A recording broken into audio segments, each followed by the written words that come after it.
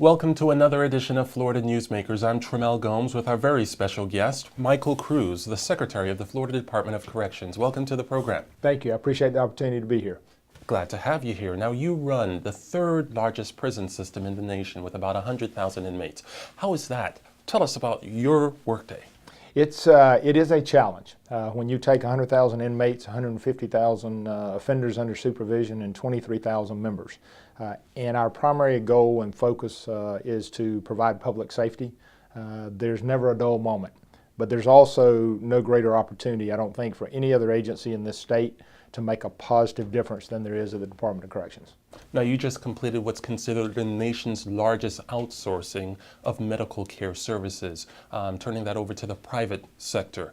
Tell us, how is that going to work, and what does that mean to Florida and the prison system? Well, I'm proud to say that this past Sunday, the 13th of October, we are now fully transitioned into private health care across the state in all 48 of our institutions. Two, I think, key components in this. One is there's certainly a financial benefit and a savings by moving in this direction. We have spent, as recently as 4 years ago, a little over $400 million on health care. The current contract that we have right now is about $358 million.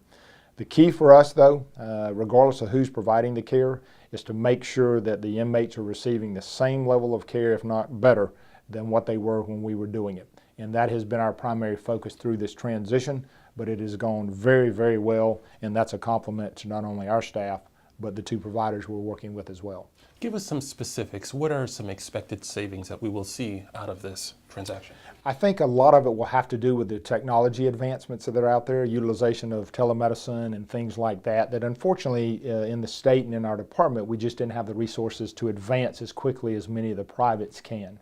So there's going to be some efficiencies there. And I think that's probably the single biggest one. We had already done several things internally to reduce cost. And so the vendors had a great head start coming in because of some things we'd already done. But again, we're going to see some pretty substantial savings between what we were spending a few years ago and what the contract calls for now. Now, this transition impacted about 2,000 state employees. What's the status on them now? The great news is that, and that was our second focus, to make sure those men and women that had worked for us for years were taken care of. I'm proud to say that for both providers, over 90% of our members have been absorbed and now working for either Wexford or Corizon. There were many that had offers but elected not to go to work.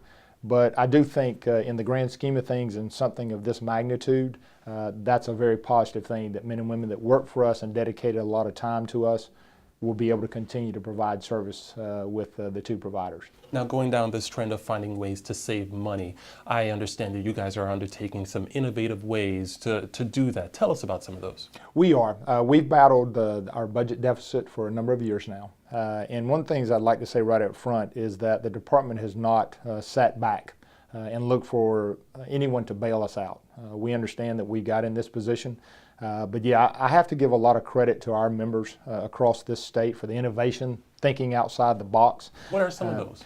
We are, one of the things we first did was when we recognized the deficit was there, we put an immediate hiring freeze on all positions without an exception being signed, except for our certified staff.